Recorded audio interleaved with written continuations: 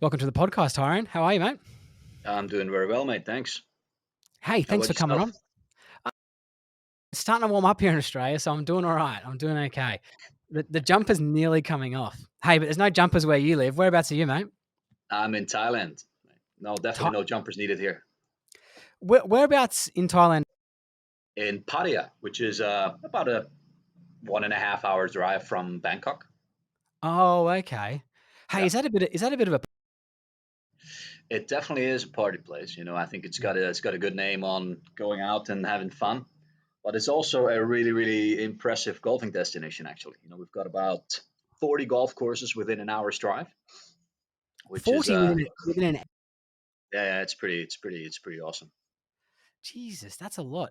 So, how did you end up in Thailand? What's your background? Well, originally, I started playing junior golf in Switzerland, where I'm originally from when I was a kid. Yeah, And then I just kind of plodded along the junior circuit a little bit. And then I decided to make golf a career, yeah, after being, how old was I? 20 years old, 21 years old. And then I went to see my dad, who actually moved to Thailand when my parents split. He moved over here.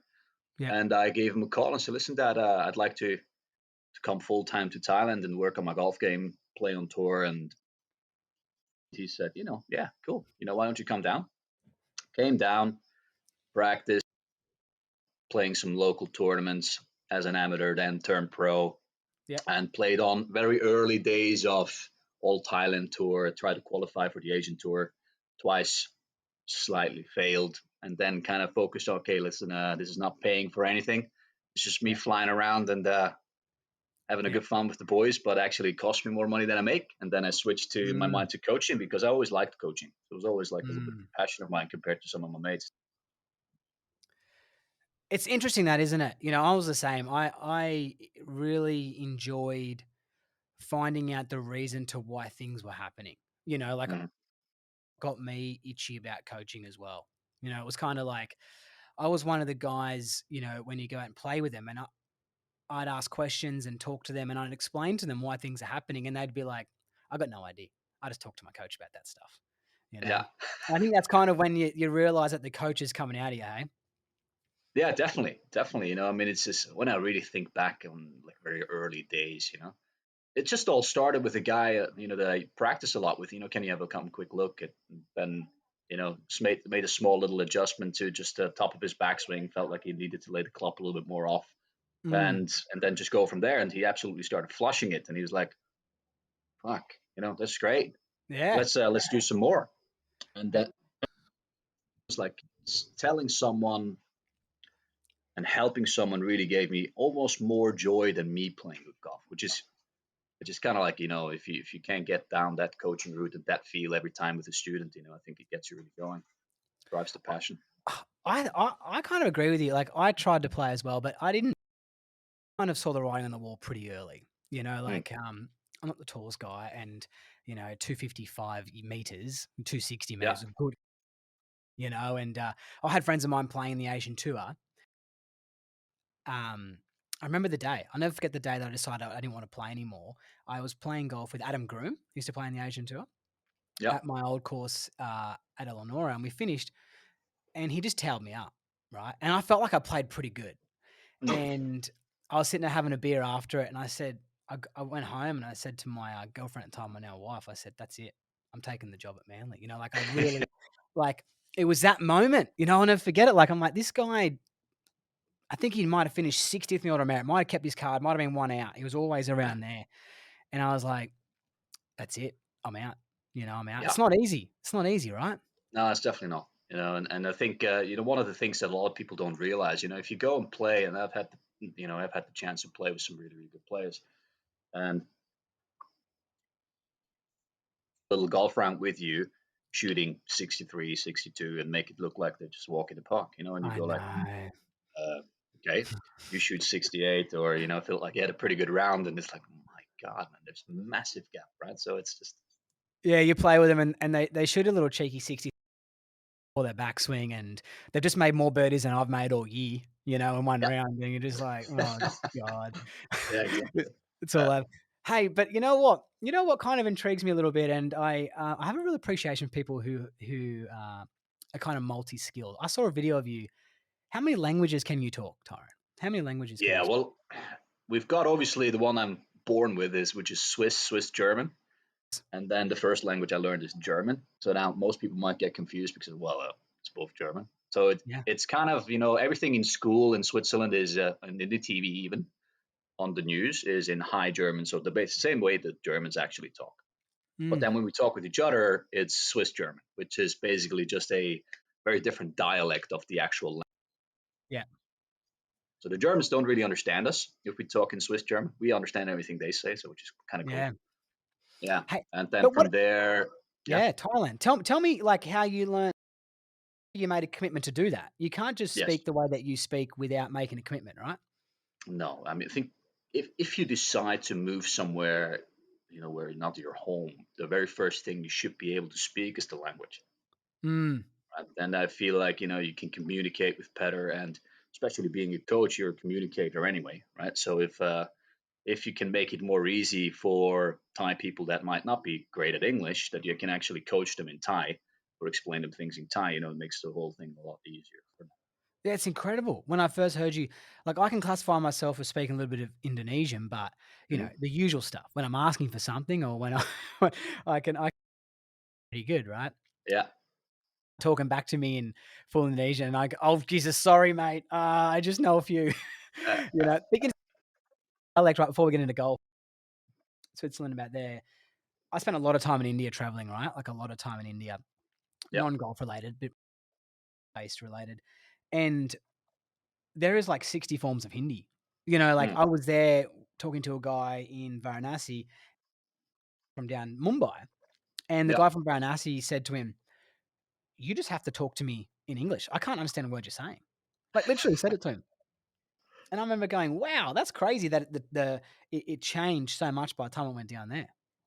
Yeah. I think, it's the dialect as well here in Thailand, depending on which area you are, can really strongly change, Yeah. which is something I'm familiar with from Switzerland. It's the same thing there. I don't know if you have it in Oz, probably as well, right? That, some guy from Melbourne sounds Darwin or, Definitely sounds a bit different. Like, yeah, the cities are pretty same, but the countries, when I think the language just gets a bit lazy. That's what yeah, happens. The words just become all the same. They all start yeah, to it's all about grunting, and they just carry them over. Um, all right. So the reason why I've got you, I wanted to get you on, obviously, is, we're friends on Instagram. We talk in a group chat. yeah, We share similar interests, and you're a passionate golf coach. You yeah, started an academy, which I've just found out TPR Academy is named after you, right? yeah, So exactly. I or something, but it's your initials, and that's as smart as I am, right? But and you're really passionate about coaching. We share similar interests. So I think it's going to go really well. Talk to you about is the use of technology that Mm, you've got. You've yeah. been coaching for a while now. Like, how long have you had the academy for? We started in 2009. Yeah. So, yeah, it's been going for quite a while now. So what type of technology have you accumulated? Like, what have you used, or what are you using? What have you used? I mean, now we've got the TrackMan. We got two TrackMan units that we use. We got Body Track. We got Sam Potlab. I used to do a bit of my swing, which is a 3D thing, which I've kind of don't do that much anymore. But Yep. yeah, we do have quite a lot of, and every bay that we have is kitted out with cameras all the way around the student. So in my main bay, we even have four cameras, one down the line, face on, behind, and on top. Which So when they hit, does that just go straight to a screen straight away? Like, every time, does that straight automatically away, film? yeah, straight Oh away. So wow. the TrackMan basically triggers it, sends so you see the ball flight, and then the video trims straight away, and then they can have a look at it on TV right in front of them. And that just saves distractions, right? Yeah, definitely. And why did you go down this route? How did you get so involved in the I guess, the technology side of things? And not a lot of people do, right? Yeah, you think it's as I switched to coaching, I think there was a big shift in starting to on board. Suddenly TrackMan. I mean, the original TrackMan looked like a freaking phone box, right? You Didn't know it? Yeah. that started coming out, and just the thing that TrackMan did for golf coaching with deep playing and understanding things better on how ball flights actually work rather than what we used to Mm, think, right? And I say, wow, this is a change to how a lot of people thought. yep. And it had a big boom on the whole technology aspect. And then I figured, look, we got to go down this road if you really want to kind of stand out. Because in Pattaya, there's nothing like that. Or even in Bangkok at that time when I really started, there was not really anything like this. So I figured, look, if I want to stand out and make a bit of an appearance, you got to go down this road on having good technology, Yep. which attracts people because you differentiate yourself from others. And obviously really helps with the coaching as well, right? 100% makes it so much more easy for getting your message across. And what I'm a huge fan of is like visual learning, right? So it's all good if you have a knowledgeable guy that explains you things and you're banging balls on the own on the range, but you can't see yourself, right?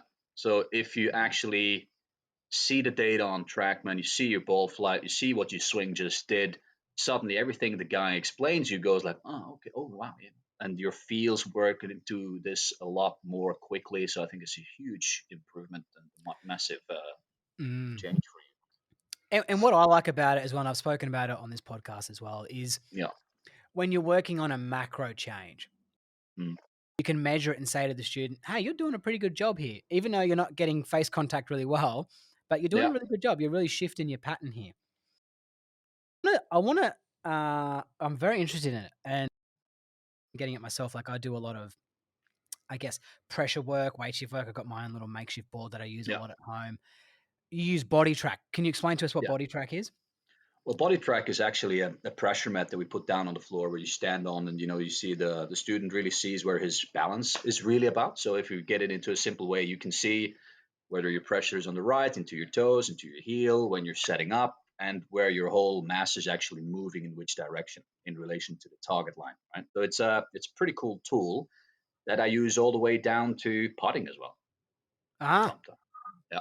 interesting. Interesting that. Hey, can you tell me what's is there a particular type of pattern that you'll see with someone who, for instance, let's just talk about, you know, when you read the body track, right? You see a Yeah. pattern without even Yeah. seeing the golf swing. Will you go, I know that that's predominantly a fade pattern?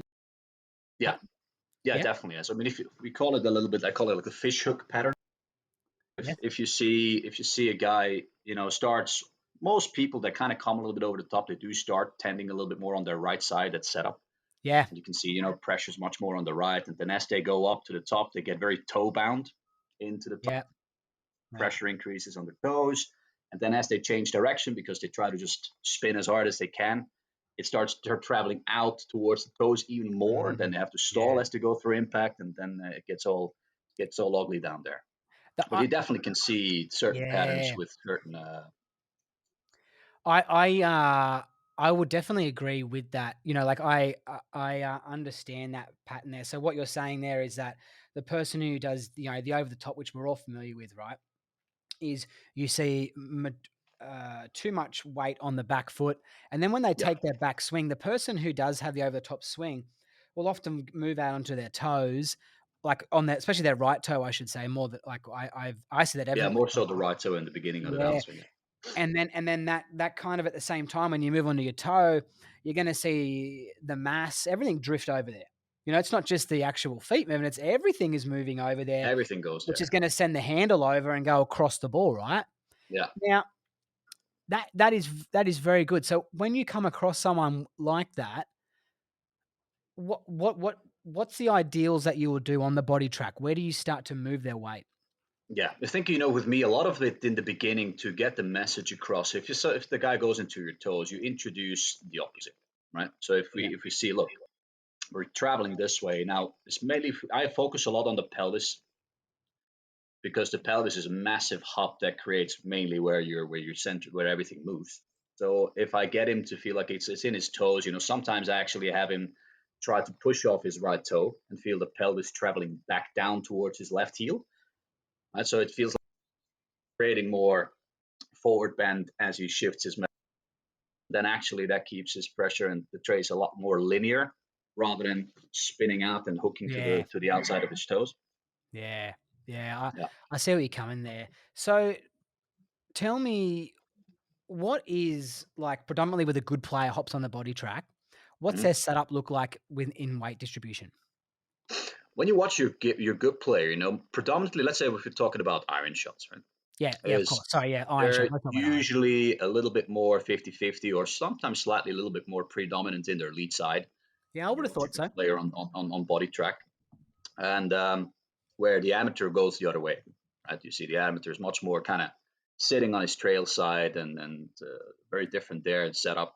And when you watch most good players, there's a little bit of a pressure change in the beginning when everything starts. They get a bit into the right side to create some power, but this is all kind of happening really early on in the backswing.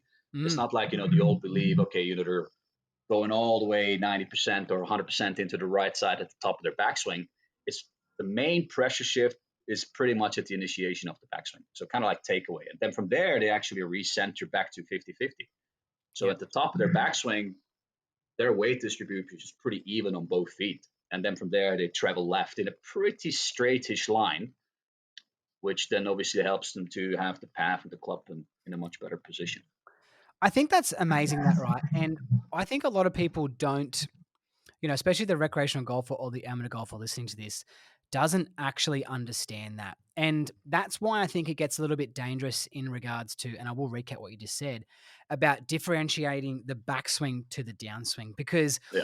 there's so much, like there's two types of linear movements going on in that Yeah. backswing. So what you're saying, right, to kind of recap it and with this as well, like I saw one of my really good players the other day, and I saw he had this little pressure shift. Like Rory has it, DJ does it a lot, where we'll see that, let's say that their weight is 55% in their lead side, right? Yeah. And 45% in their trail side. When they get their club, so when their left arm, so for the right-handed golfer, their left arm gets to parallel to the ground. From there, right, they've shifted. Are they now 40-60 roughly? What are they? Yeah, I mean, it depends a bit on the person. Some Yeah. people create pressure more, but you could say they're like 60-ish in their trail side when the lead arm's parallel as they go up to the top. Yeah, so they are halfway through their backswing, or more. Their lead arm parallel to the ground in their backswing. They're 60% on their back foot.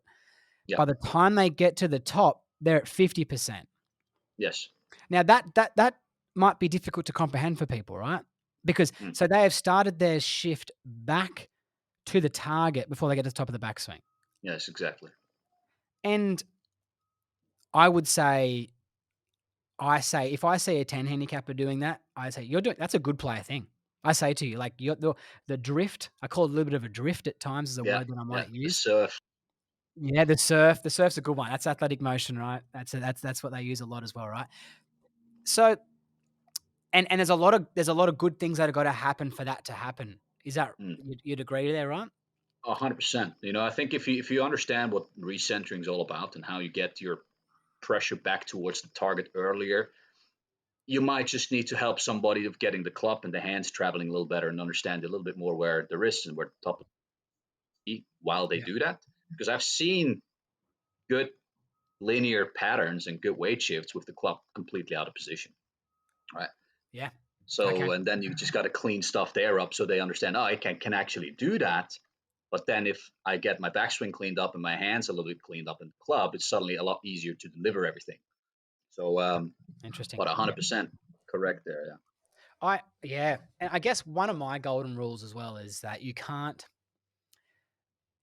work pressures and weight shift and arms at the same time. Like I shouldn't Yeah. say that like that. When I mean that, I shouldn't say it. I do mean that, but in regards to I got to do one or two at times. I think trying to work out when you're going to move in a 1 second motion and then how you're going to hinge and how you're going to unload. It's a lot going on, isn't there? You know, Yeah. even Definitely though is. I understand that that does play a role in where the hands and stuff go. So, Yep. Agree with you. and that helps a lot with your coaching, the body track. It did a lot. I think proprioception and kind of just understanding where body is in kind of like in space is something that I've seen that most people really have no clue about. They just got they're going about their daily lives, and what they really about is when you put somebody on body track, they think they stand 50-50 at setup, but most of them don't. They're like somewhere completely different to where their feeling is. And if you get them to set up where you kind of want to set them up, some of them go like, wow, this is Mm. so weird. I feel like I'm like 90% in my lead side, at setup. And Uh, I feel that most people, amateurs or even sometimes good players, a lot of the issues just start at setup and being in the right spot to actually get the move going. And so many times I see people too much in their heels, and then from there everything takes its course. Yes, yeah, heels. I understand that one. I know where that's going to lead them. But it's interesting. I reckon when you reposition someone at setup to what you ideally want them to be, and it might Yeah, be exaggerated, I think it's one of the times when the student actually goes, "Oh, that feels crazy."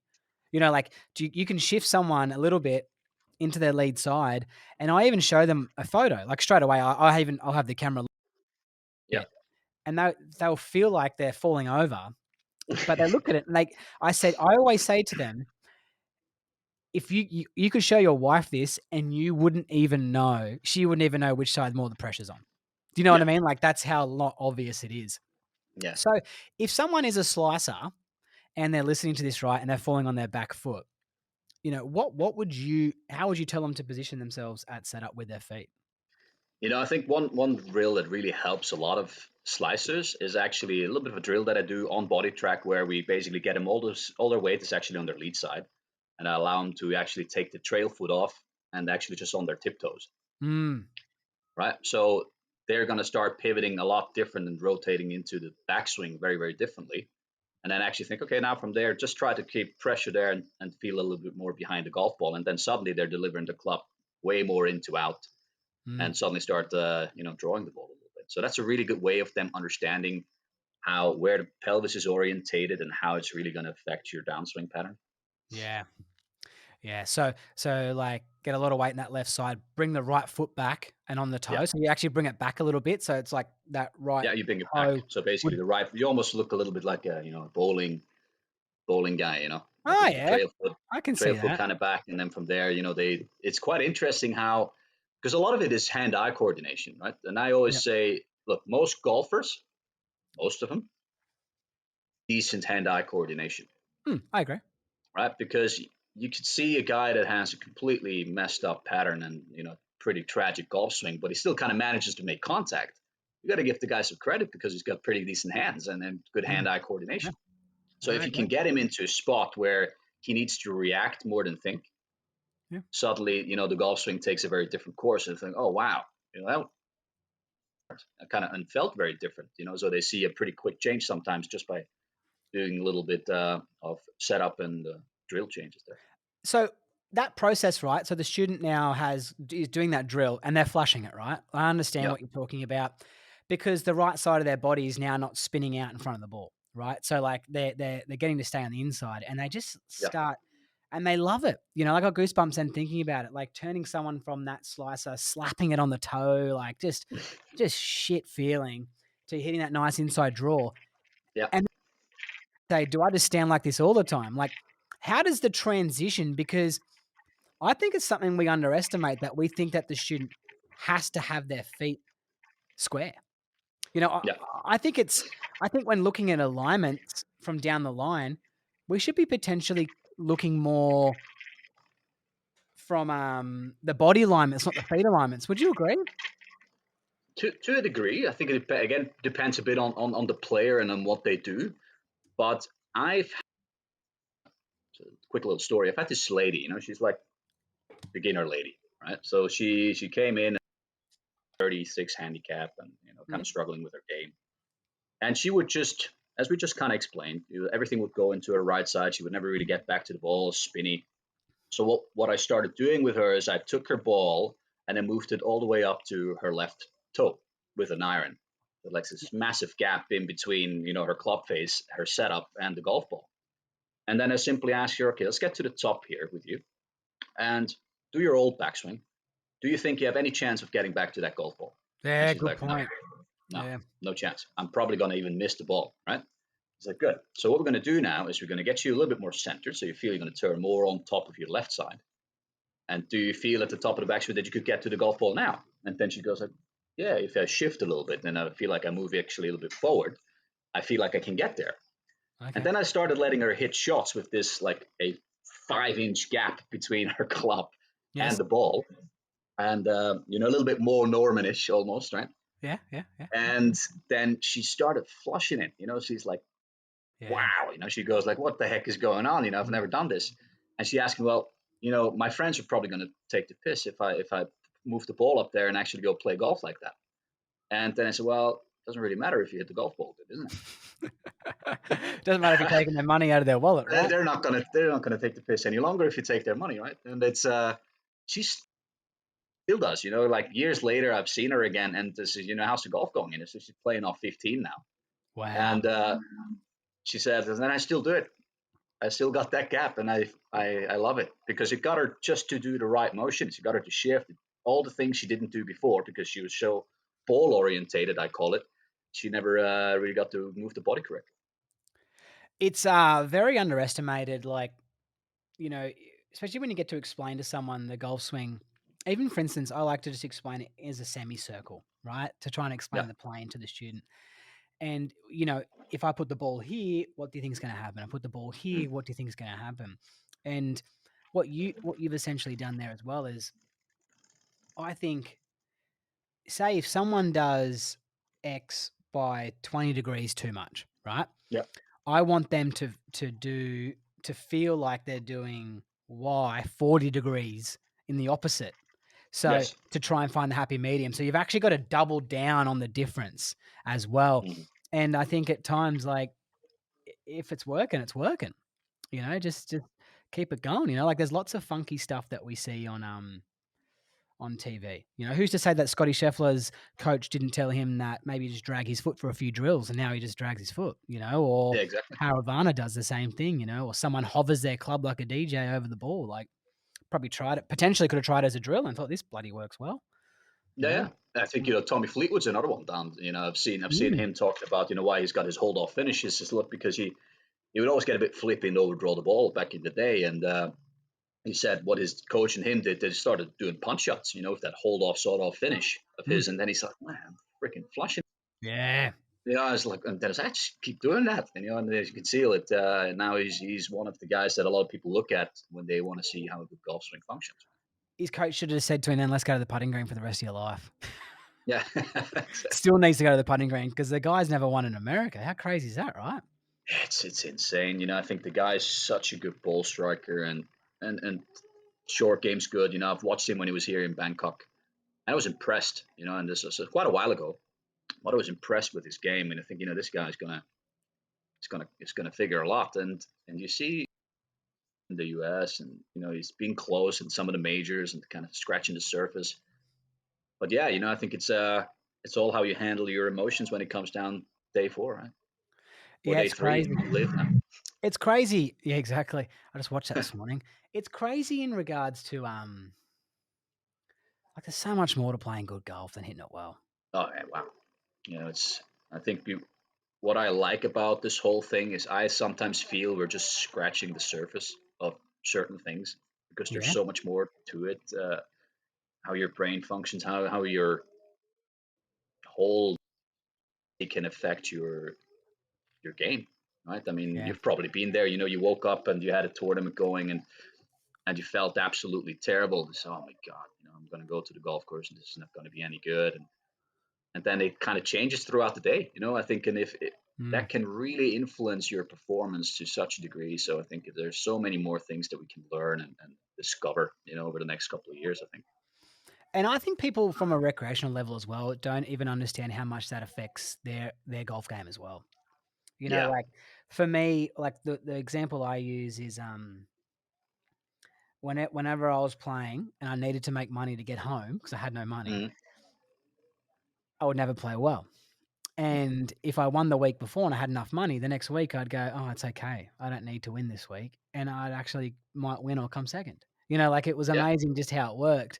And, it's the same when people approach their rounds of golf as well, right? If they're stressed or if they're not stressed, and I see it on my teaching tee all the time. I had a student recently whose golf game's gone to crap, and it's for a very good reason for what's happening in his private life. He's lost a loved one, and I'm sitting there going, "It's not your golf swing."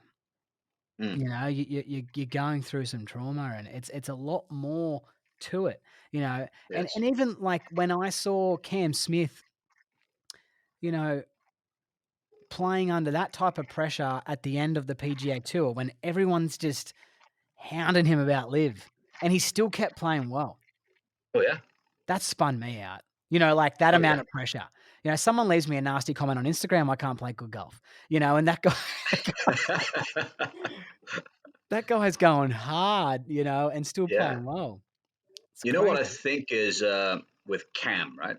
Mm, I don't know him personally. I think you guys might, being all down in Oz, but mm, it's I feel he plays golf like he would with his mates.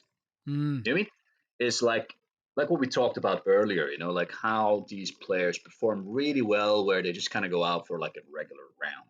mhm, And I think, if just the other day I was playing with Barry Henson, who plays on the Asian tour and played yeah, some events on the PGA tour. Well, a great player. And we he shot an easy 63, and it's like, and he didn't even go to the range and warmed up. So we sat and had a coffee afterwards, and was like, shit, maybe I shouldn't just go to the range, just rock up and go from there mm, and shoot 63 all day long. And I think it's yeah, Cam's in that state sometimes. When I listen to him in interviews, he seems so chill, mm, yeah, right? It does. yeah, It really gets to him because it doesn't let it. So I think, look, I've been practicing this all my life. I'm practicing. I know my game's there, and I put in the hard work throughout practice. If I mm, then don't go on the golf course or at a tournament, it's just playing a game that I know I can play. And if you can yeah, be in that state of mind where you think it's almost like a round with your mates, because really, when you look at it, it is. mm, All the guys that you know there, you might have a couple of guys that you don't like, but you know them yeah, all, and you just go play golf with each other. yeah. Yeah, I could, yeah, I understand that as well, and,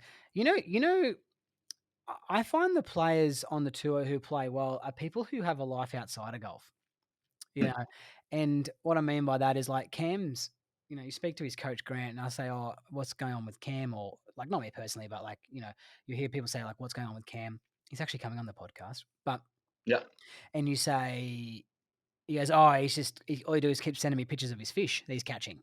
Like yeah, nothing golf related. And I was listening to something yesterday, like I love following NRL here in Australia, rugby league, and they were just interviewing. Oh, sorry, he was on a talk show. A player just had such a great year, and he's got so much going on outside of football, mm, and it's helped him take his mind away from it being the be all or end all. So your buddy that you played with the other day that had 63, he's probably playing that round of golf where the golf is potentially maybe not the be all or end all that day, like hanging out with you, having a cup of coffee, talking, chatting, catching up is a mm, large percentage of that day, which has allowed him to perform well, right? It's not just yeah, when he gets to a tournament, he's there for one bloody reason, yes. And I think that could play a role too, right?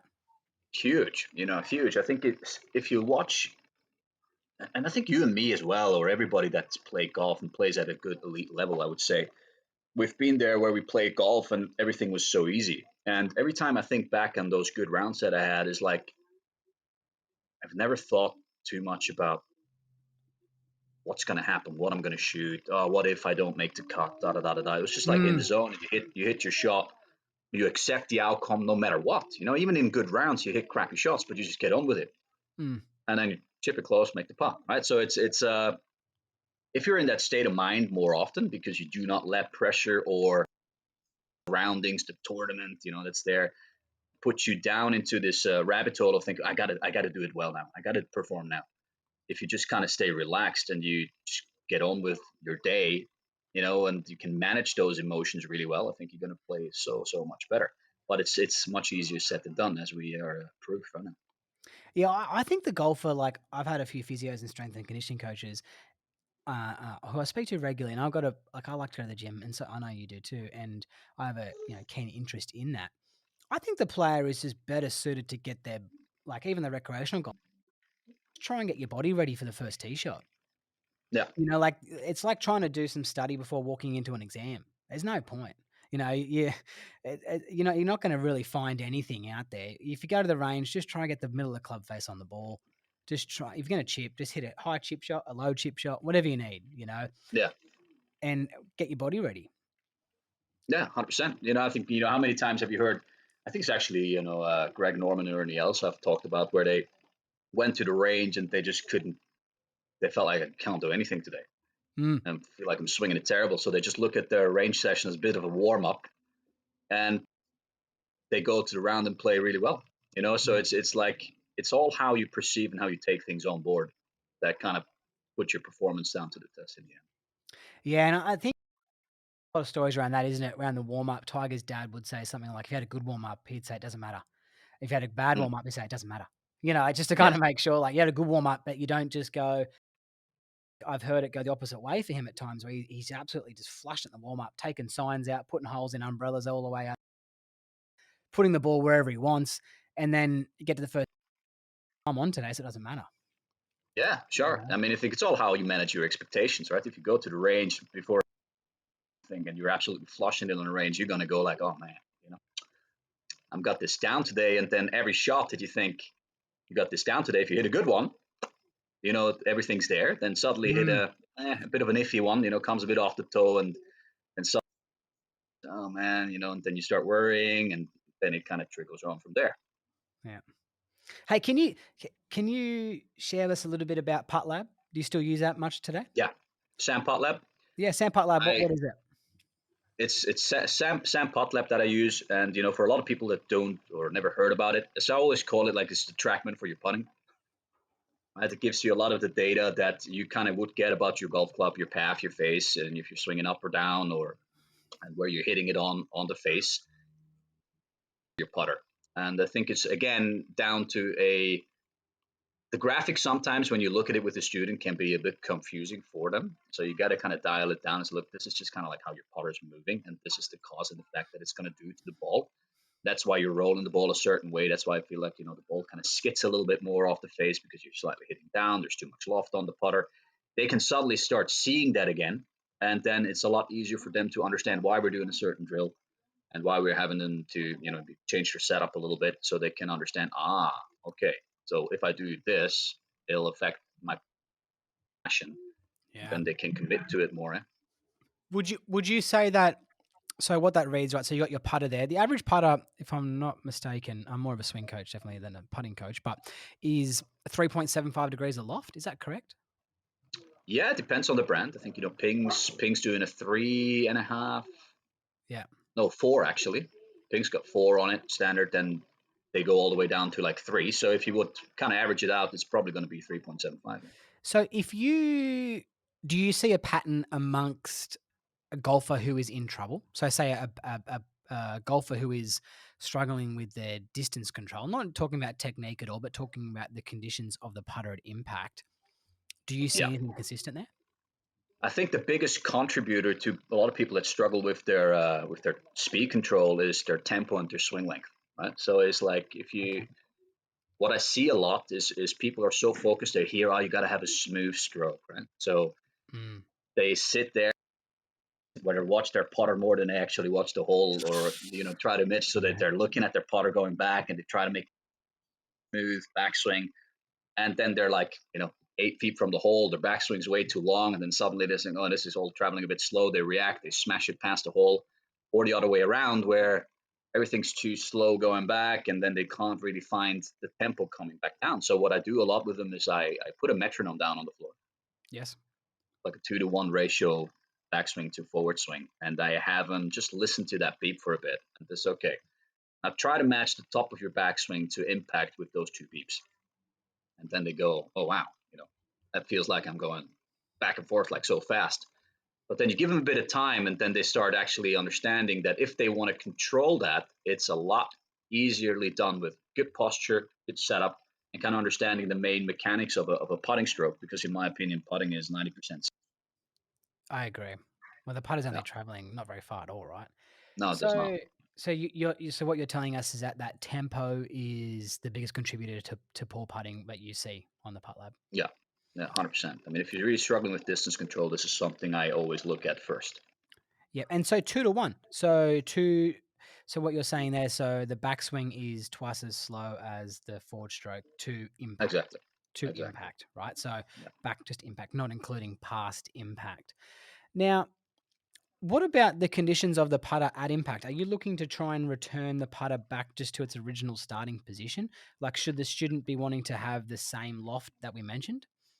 Yeah, I think if again if you set up well and your ball position is in a good spot, if you feel like you're just going to return it back and through the golf ball, you're going to create the conditions that you kind of want the putter to be in. So if you look at good players, they do swing a little bit up on the ball, Mhm. and they usually deal off the putter face a little bit to create better, quicker roll on the golf ball. What most people don't do, they kind of swing down and across it. They add a little bit of loft and the ball skids across the face, and it doesn't Yeah, create a nice little roll, and then obviously it doesn't roll the way they want it to. yeah, So tell a guy, look, we want to be swinging up, and you want to have this forward shaft lean and all that. It again, they put too much. I find they put too much emphasis on impact, which then okay, again affects their tempo. Right. So if you get them set up well, you explain them, look, the golf ball's going to be over here, a little bit more underneath your left eye, or from nose towards the ear, and we're going to set up in a certain way. That's going to act automatically get you to swing up if you okay, know how to move the body. Right. So yeah, it's all how you get the message across. I think, and if you detail with, okay, this got to happen. I see a lot of them just tighten up and just focus. Okay, I got to lift my handle up to okay, swing it up, and to de-loft it, and then they suddenly almost top the golf ball, right? So yeah, yeah, it's all set up to me, and you can explain them. Okay, we're gonna do this to actually change your pattern, and you don't have to think too much really about it. It's more set up and understanding what you're trying to do. yeah, and I think, perfectionism, chasing a perfect stroke can be quite dangerous too, right? Because you Oh yeah, lose your tempo. Like, I've seen a lot of really not so neutral putting strokes go really well. yeah. I mean, I think Steve Stricker is an interesting one, right? So if you watch his putting stroke, Mhm. you'd go like, oh my god. Yeah, Um, he's got the toe but down and the heel up really high, stands really close to the ball. yeah, I think everything what you see there, you would maybe say like it's not perfect, but I mean, how much money has the guy won just because he was a good putter? He's done alright. He doesn't need to go to Right? live golf. Nope. My and you know what? And I putted my best with the putter coming more on the inside. Mm, Like if I look back now, I know that my best putting stroke was definitely into out. More mm. into out. Strike was always pretty consistent, but I'd one really good year there where I felt like I could not miss. And I think as soon as I started to look at lines and start to get things a bit tighter, I couldn't do any good. Tell me tell me about let's move into let's talk about social media and Yeah. golf. Where do you want to start? Social media. I think for us as coaches, I think it's a cool to kind of get your your ideas out there, and I think on a business side for us coaches, it's really cool because I think you can do so much with it. Stevie G is Yes. the Instagram OG, right? Yes. He's been He's doing it for a long time. You're he's the doing a really grandfather. great job. I think for us, it's an awesome tool. But then for the recreational golfer, even for the pro golfer, they try to get better, so they spend a lot of YouTube, looking at certain things and tips, and to be honest, some of the information out there is just plain down wrong, right? And it's you can kind of get caught in a rabbit hole, like your thing that'll help you, and then you come into the lesson tee with that, and then suddenly I go, I say, listen, mate, do me a favor for the next 2 weeks, just don't look at YouTube. Maybe watch some chess videos if you want, but just stay away from golf Yeah. to kind of make sure we're keeping you on track, right? So I think that's direction for a lot of people. Yeah, and I think what we were talking about prior to this as well is that people don't understand, as well to the degree of, like, from the recreational golfer looking at it is, like, there is a lot of good stuff out there, but you got a pattern to your golf swing, right? Yes. Like, for instance, you're talking about, all the technology you're using, a lot of good players do things a little differently as well. Like there's some things that they do similar, and there's a lot of things they do a little bit differently. So it's not Yeah. the same thing that's gonna work for everyone, right? For me, it's No. been it's been a valuable learning tool. I've learned a lot, and I've also learned what I to a degree. Mhm. I think it's a lot of really good stuff out there, but But there's some really, I would say to the recreational golfer, watch some golf entertainment. You know, Yeah. like if you want to watch.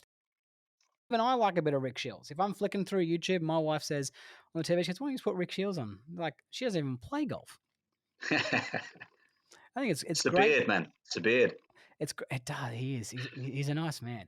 So that kind of steers me right because what I like about what you're doing there, at your academy, right, is you've started this, I guess, like programs. You've started putting together things. Like, have you done that because you just want to make sure, like the one-off golf lesson, the person just keeps coming back? You want to get real progress. Like, what have you got going on there?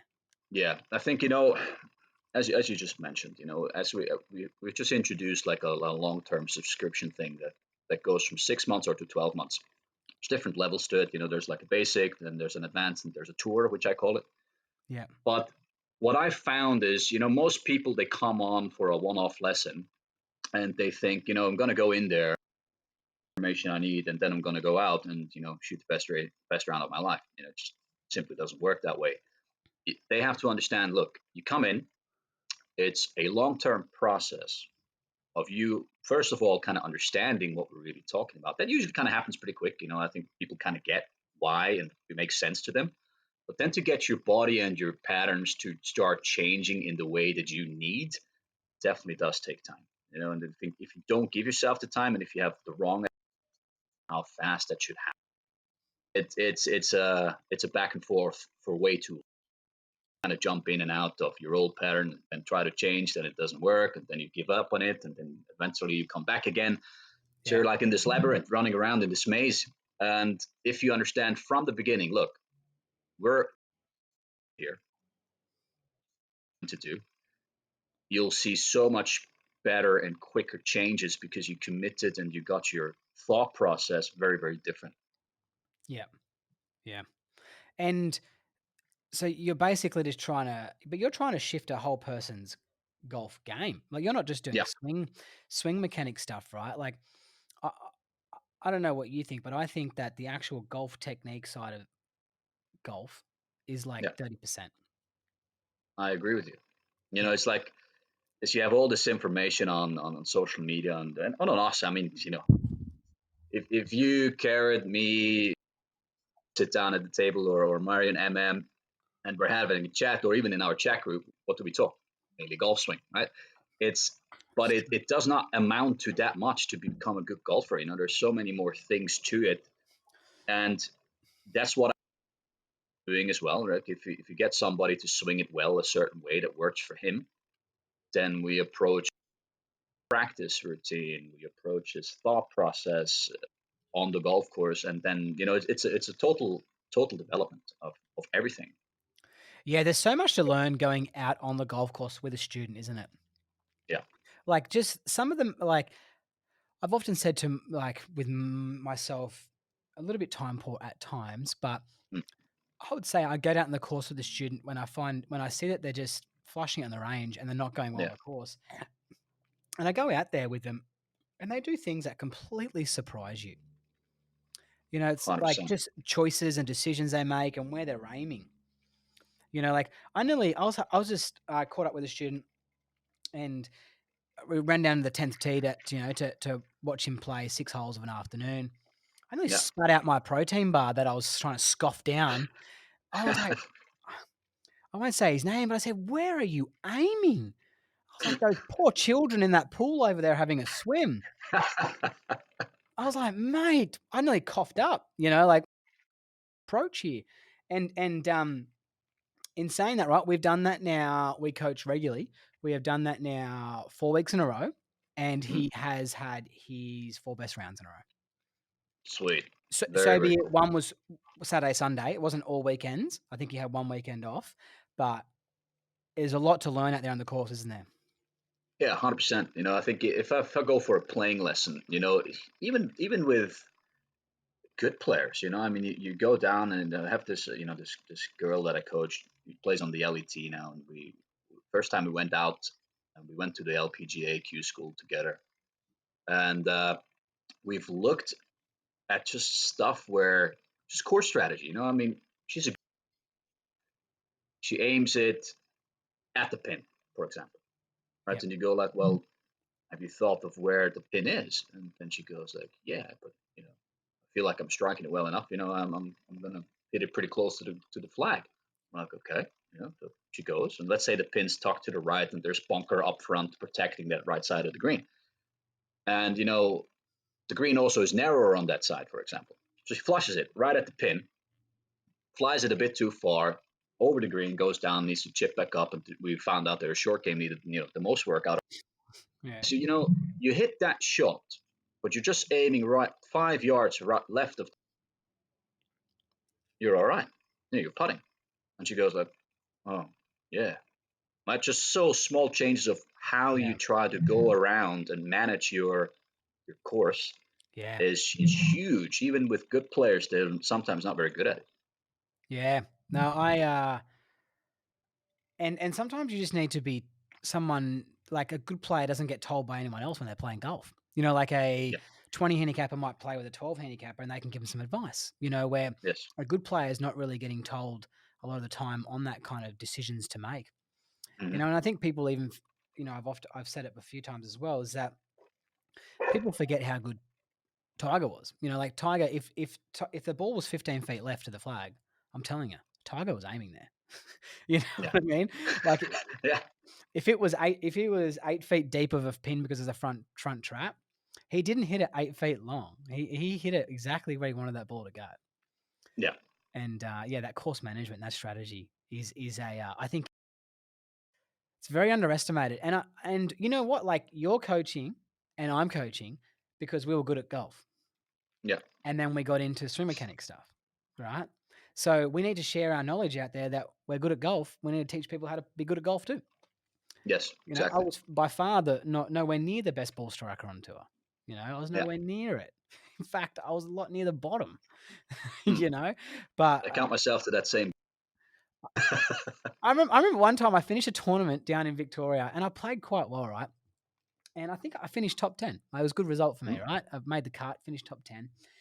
And one of my playing partners, he said, "Oh, how'd you go?" I said, "I had 69." He said, "You had what?" He's like, "There's no way you had 69." And I said, "Oh, that's a bit offensive. I'll never forget it because I just I probably hit 4 greens in regulation, chipped in twice, hold a bunker shot, hold a hybrid from 120." And he just said to me like, "There's no way." But that was me, right? I was that type of player, Yeah. and so anyways, so it's good to kind of share on how to play golf, right? Yeah. 100%. And Hey, yeah, on that front, what you just said there, I think also a lot of junior golfers, they because they're try to play better and they try to reach their goals and their dreams, they have these insane expectations of themselves. mm, Right? Just the other day, I was talking to one of my best juniors that I teach, and he's like, "Oh man, I played really bad the other day." And I said, "So why? What happened?" I said, "I hit a couple bad drives." And this is, what's a couple? Right? So, I only hit like the whole. Uh, right, well, where's the problem? So did you hit it OB or something? Did it cost you any shots of not hitting the fairway and being in the trees? And he goes like, no, no, but just like poor shot. I said, did it affect you? He said, yeah, I got pissed off. I'm like, yeah, because your expectations are unrealistic, mate. Right? mm, mm, mm, It was just the world number one does on average. And then yeah, he goes like, huh, what do you mean? mm, Went a bit through stats and I showed him this round Rory had his opening round at the Italian Open this week. I said, look, the guy's hit 6 fairways yeah, and he shot 68. yeah, yeah, Right? And there's a lot more to it than perfect golf and flashing it down the middle and hitting it 320. yeah, And it's like, oh wow. So do you still feel like you should be pissed off if you hit nine fairways around? And he's like, no, maybe not. And it's like, yeah, there you go. Right. And I think it yeah. goes on so many levels where you have to really understand stats as well and understand how to read them so that you can really work efficiently on what you should be better at. Stats are very important, and it's Huge. became a part now where every lesson submission that I have online, the student has to send me statistical information from their round. Yeah. Only what I found out was that the student did not know what they needed to practice. Yeah. Exactly. The student was like, sending me down the line face on 7 irons, but they're not from 6 around the green, getting up and Mm. down. And I'd see the statistics, and I have a graph of where if you hit X greens, where you should be, and I go, you hit 8 greens, that equals, I think, 79 to 81, Yeah. and you've shot 86. So we need to work through this, Aaron. Oh, gave his name away. But Aaron, this was only yesterday. You need to hit more. It's not your greens that need to increase to lower your score. Yeah. But that's kind of like, when you're talking about kids there, right? Kids in practice, talking about kids, I reckon, and I heard this once through Zane Scotland talking about it, where when we go pro from being a kid, right? We generally go pretty quick, right? We go from Yeah. being a kid to being pro. That we change the way we practice for some stupid reason. We get more technical, we get more block practice, but when we were kids, we did everything we wanted, right? We just hit 7 irons at the ball picker. We did flop shots over our head. We did all that type of practice. Would you agree with that? Like the kids, that sometimes I think that type of practice, they're good at it as Yeah. well. I think, and it's like the word pro, right? So let's say you're a really good amateur player, right? And everybody thinks, oh, this guy's great. And then suddenly you're turning, okay, pro, professional. I got to be more serious now about what I do. Otherwise, I'm not going to be any good. Yeah. And suddenly, as you say, block practice comes in. They're trying to chase that perfect move, and they lose their flair a little bit. I think as kids, a lot of it we just, as you said, and what Zane said is, we play around. We start creating flair for what we're trying to do, right? To lose that because suddenly you think it's all serious now, and before it was all a joke. I think you're going down the wrong road, right? And if you enjoy what you've been doing all your life and you keep on enjoying it in that way while trying to get better more efficiently, I think that's the right way to go. Yeah. And you know what? I think you're spot on. And you know what? I've heard people like tour pros find themselves in trouble from just bouncing around as well. Like some people have gone to certain coaches that might be the flavor of the month and jump back out, gone back to their old coach. I know Yeah. Ricky Fowler's just gone back to Butch. He's Hmm. just gone back to him and said, I'm sick of playing golf swing. I just want to play golf. Yeah. His technique, we know, has got a little bit of funk to it, but it's really important to stay on that path. But like Grant Field talks about the same thing with Cam Smith. He says that they've just done the same thing their whole life and just gotten really good at it. Like they're not Yeah. doing a new thing every time. I think the skill development side of things, where someone might go, okay, I've done it. Let's just say, for instance, someone goes, all right, I finally got to 100 push-ups. I don't need to do any more push-ups. Yeah. Got it now. I got it now. So it's like, well, hang on. You looked pretty good when you're doing 100 push-ups a day. Maybe you should consider to keep doing it and get better Yeah. at it. Just get Yeah. better and better Exactly. and better at it. Do you know what I mean? Like skill development. Yeah. We don't give ourselves enough time, and especially as a recreational golfer, we haven't got the fucking time. We haven't got the time to, you know? Correct. And Hey, I think then it's even more important because you do not have the time to practice all day to understand. Look, where do I need to spend my time efficiently with the time that I have outside of work on improving my golf game, right? yeah. Might be someone's atrocious with the flat stick in his hands, and he'll struggle from there. So he needs to practicing what he needs to improve upon. Right? Yeah. And you need to find yourself accountable for that, and do a little bit of statistical information after your round, a little bit of, you know, considering where you should be against other players, like other handicaps, where you could find yourself. I know you've had a little bit to say about this subject area, right? And I want to bring it up with you because I'm interested in it and I'm loving it. Hmm. And what's your thoughts on live golf? What's my thought on live? I think live is going to change in my opinion. Right? I think it's a breath of things that I don't agree with. Such as why make it 54 holes because you exactly know you're going to have issues with world ranking points, etc., etc., etc. Mm, mm, But in the end, I've done a little post about this whole thing, on my Instagram where I talked about is like, look, the game needs money, but at the right spot. Right? So the top guys are always going to earn a decent dollar, and they're not going to be they're going to make the cut next week. I think if Liv plays this well and Greg's a smart guy, they can put something together where, because they have unlimited funds more or less, right?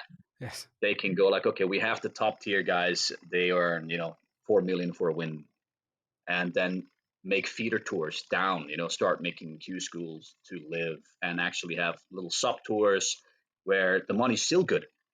And you can work your way up, and you don't have to financially worry all the time on, oh my god, kind of like you and me. It's like shit. I'm gonna next week. I've got to feed the family. I've got to put food on the table, and yada yada yada.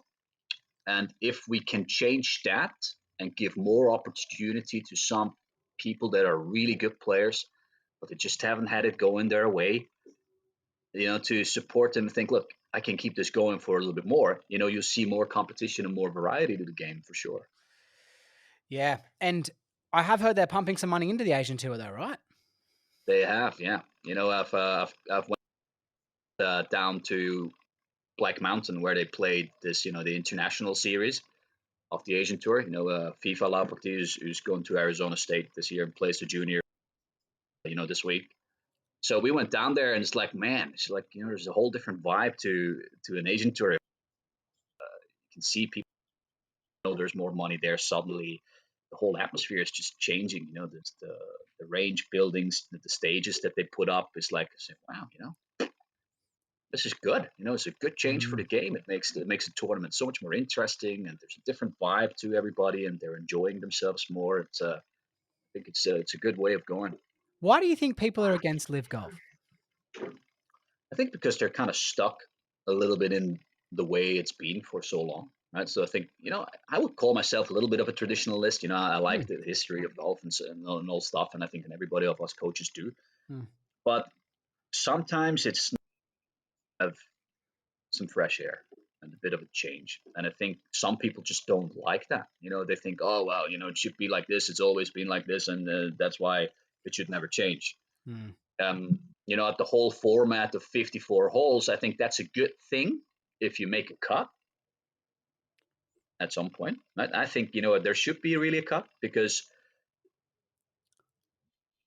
a little bit that competitive flair. I think you could have one guy that's just going to go for the easy ride, and it's like, and this, Yeah. you want to thrive for getting better. And I think if you do that, maybe limit the time that they're playing, that they have a little bit more time away from the game, and enjoy themselves more. Cool, but still make it a bit more competitive. And I think then Live is completely going to change and blow the Hmm. PGA Tour out of the water if they're not careful. I would I don't get why people are upset that there's more golf, because Mm, as kids growing up being a professional golfer, you only had two options to make a career. There's yeah, 120 spots on the European tour and 120 spots on the American tour. So it's kind yeah, of like, that's it. So now in the world of golf, there's a billion golfers or whatever the hell it is, right? There is enough room for another 5 or 6 competitive tours. Like, look at that player who there's a guy that finished, I think he's an Asian tour player. He played in the Open. He might have finished like 3rd or 4th or something.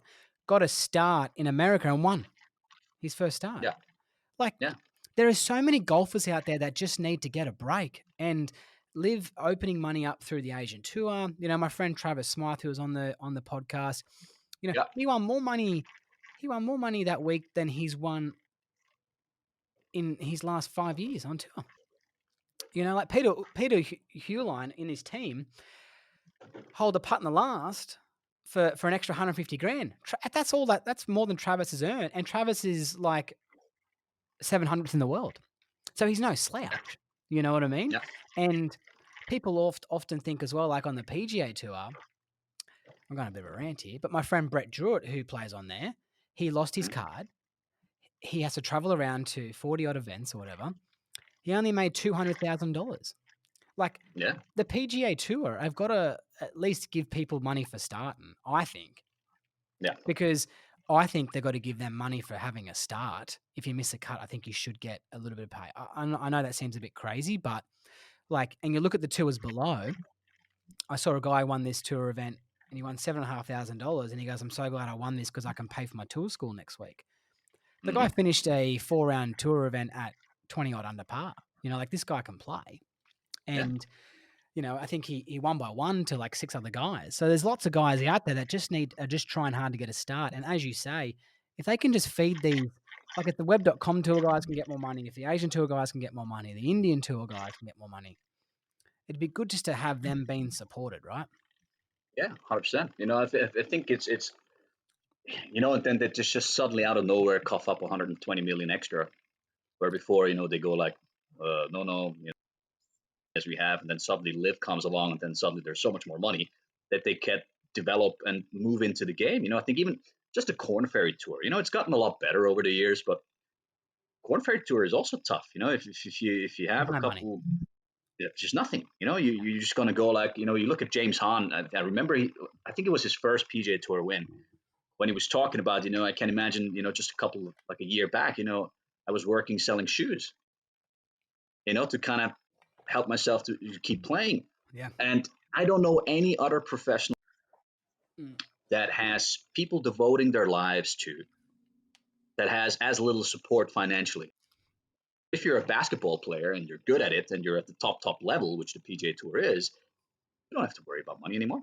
You can Yeah. just devote yourself to what you want Yeah. and try to grow. And I think that needs to happen with the golf. And I think Live is that game changer there, in my opinion. And I think everybody just needs to kind of come to an agreement, maybe even find, I don't know, World Pro Tour, and then have it properly developed all the way from top to bottom. Yeah. And people have got to stop like listening to like Rory's and these guys bagging it because of course Rory's not going to go, mate. He's the guy's worth a mint. You know what I mean? Like he Yeah, doesn't need to go. Like no, we've it got to doesn't. start. And then they kind of throw this disrespect around, in my opinion, to other people who are going. Where like, come on, Rory. What about look at the guys below who are just struggling to make a dollar? Like I heard Huh? this one statistic one time, like this Australian. He's like the fourth positioned in his position, like his fourth reserve, he got paid Yeah, more than anyone on the Corn Ferry. Like there you he's like go. Right. four, and he's never played, never been on the Mm. field, and his fourth Yeah, reserve, he's had a practice match, yeah, and he made more money than anyone on the Corn Ferry. So it's kind of like, anyways, that's my rant over. But I think what we got to stop listening to is the top guys talking and the yeah. little Because guys. as you said, they don't have to worry about any financial issues, Of so it's course easy to not. talk. Right? Like Will Zalatoris, like he's put a video out and he's like, I wouldn't go, but just because you won $10 million, mate. Mm. Of course you wouldn't Yeah, go. You don't need to yeah, go in your page of your career. yeah, Anyways, that's why I like it. I'm excited by it. I do think that they might have regretted not doing 72 holes. yeah. I think Be- I think they'll Greg's not an idiot. He's a very smart guy. Mm, I think the way he's done it is good to actually attract some really big names. mhm. And I think from there, he's smart enough to start to make the right choices. I think. Yeah, I agree. I agree. So tell me, right? Tell me now, where's TPR Academy in Tyrone? Where are you going to be in 10 years' time? What's the goal? Well, the goal is basically I'm focusing on more on obviously Thailand. I want to grow in Thailand because Thailand, in my opinion, is such a great destination. We have so much talented golfers down here. Mm, I want to just kind of grow it out. I'm already starting to coach a little bit in Bangkok, which I've never tapped into. So I just kind of want to grow it in this area really, and then at some point, I might scratch on the online coaching like father of that, right? So mm, I'm probably going to try to go down that route as well at some point because I think it's really cool what you do and how you create different reach to golfers worldwide. So I think mm. that's a little bit my future plan. That is exciting. So when you are passionate about golf in Thailand, aren't you? Yeah, very much so. And do you think it's because people are underestimate how good it is there? Definitely. I think Thailand gets people that play golf and they've come to Thailand. They realize it's a really good golfing destination. Mm, But Thailand has a bit of a bad rap of just being, the party place where you have lady boys and beers and everything else around. So it's mm, it's a bit it's got a bad rap over many years. And for golf, it's absolutely fantastic because you have so many good golf courses. And where I coach at, Siam Country Club is one of the best golf courses in the country, or if not in Asia. We host the Honda LPGA every year for many, many years now. Oh, wow. So it's a top course, and there's so many good facilities around to really get better at. And in Thailand itself, the junior act is huge. We have so many good juniors at young ages that win, the IMG Junior World, and Wow. they're just very, very good, right? And but then they kind of fade off, later on. And I kind of make it a bit of a challenge to myself to put Thai golfers a bit more long term, Yeah. rather than just good as a junior and then kind of like, meh, done. I do hear about that a lot. There is a lot of good Thai juniors, isn't there? Like, you Yeah. do hear about that. That's interesting, that. And you know what? Like, obviously, I'm very fond with Bali, and it's like it's pretty much my second home. I'm going back there again soon. Yeah. It's that, for instance, for me, island life, right? Mhm. There's anything you want there. Like I've been going to Bali since I was a young kid when I was a bit of a weapon, going out, and then, and then I went there going to yoga retreats. Now I've been there with kids, like island life. There's anything that you want there, right? Like Mm. there'd be plenty of people that go to Thailand don't even know about the golf courses are there, Yeah. and there's Maybe. plenty. There's anything you want, really. 100%. I think it offers everything you want. You can do your island life if you want. You can go partying if you want. You can go Mm, play golf if you want. Food wise, I think it's fantastic. Thai food's great. isn't it? And even if you get bored of Thai food after living, here 17 years like I do, you can eat Mexican if I want. If I find fancy a taco, I'll go eat a taco. So it's pretty cool. What is your go-to Thai dish? It's like a minced kind of beef or pork or chicken, whatever, with a basil with it and rice Is it and an hot egg. or is it hot or? In general, it's hot. It's spicy. Yeah. Yeah, You can obviously order it not spicy if you're not to it. But I can almost eat as spicy as my wife. Right. Just kind really. of gone. It's gone. My tongue's all used to it now. It's interesting that about tolerance, isn't it? I know we're not in golf here, but I was talking about my I used to eat a lot of sushi and have a lot of wasabi, and Mm. I used to always have a lot. I used to put Tabasco sauce on everything, right? Like I loved Yeah. it. And the other day, I was just having some wasabi, and I said to my wife, "God, this is smashing me." And I was like, because I haven't had it for such a long time. Eating it. Yeah. Yeah. I keep forgetting to get it from Woolworths and a Tabasco. Yeah. Yeah. Hey, it's been a lot of fun. Actually, I got one more question for you. Yes. Tell me if I have, and this is all these questions. We never have any discussion before this conversation, Mm. but tell me your ultimate four ball, but they can't be golfers. So your three playing partners that aren't golfers. Ah. All right. So I'm a big hip hop and rap music fan. Right. Yes, So I sir. think it's probably gonna be. Do they have that? No. We can have a few ghosts floating around, mate. I'll carry the bag for them. All right. So I would probably have Tupac in my Okay. 4-1. Yes. Then Mike Tyson. Jesus Christ. Um, Tiger Woods and myself. Oh, Tiger's a golfer, non-golfer. Oh, non-golfer. Give me a Yeah, non-golfer. so Tupac, Mike Tyson. Hmm. Who's the last? I would say Thierry Henry, footballer. Wow, that's interesting because everyone says Tiger, right? That's Yeah, too. interesting. Everybody does, especially our generation. I feel like you could play a little bit of foot golf there. Yeah, You could have a bit of music going on in the background, yeah. We could and have and you're Tupac jam at birdie putts, right? and you're protected by some good fist bumps by Tyson. Yeah. If anybody hits into our group, we just send Mike backwards and just like give him a bit of a hey. I reckon Mike would get in a little bit of trouble in Thailand. I think he would not be going there for the golf. I think now he's kind of cooled off a bit. You kind of watch Oh, I it. don't know. He's seasoned a little bit, but he's still wild. Seen him ripping and tearing on an airplane the other day, and then on Jake Oh Paul's man, this guy got plastered, right? But On Jake Paul's uh podcast, he's just smashing mushrooms. So I don't know if he's. I think he's still a yeah, bit there. I think that guy in the plane, he just wanted to be insta famous right then and there. And it's a good job in it. He deserved it. Hey, Definitely. It's been a lot of fun, mate. I think we've covered everything. Yeah. We've gone from technology, which you're interested about, live golf, practice. We've covered it all, mate. And I really appreciate you coming on. And I'm sure the listeners will, really enjoy this one. Tell me, where can they get you? I will put the things down in the show notes below, Yep. and it will obviously be on Instagram and YouTube and TikTok, all that Yep. stuff. Where can people find you? People can find me obviously through www.tprgolfacademy.com Yes, and Instagram, Facebook. Just type in TPR Golf Academy on Instagram. You'll find me there. You can DM me anytime. And also through the website, we have a little instant chat box. So when you go on, there's a chat box popping up. Any questions you want to ask, and I'll get to. I did see that actually. Hey, and Yeah, everyone now knows that TPR. What does TPR stand for? it's my initials. It's Tyrone. Yes. T. P is Peter is my middle name, and Renggli is my family name. So TPR. It's just throwing me at that. It's amazing when you find something like that. Yeah. All right, brother. Appreciate you coming on. Cool. Thanks for having me, bud. See you, mate.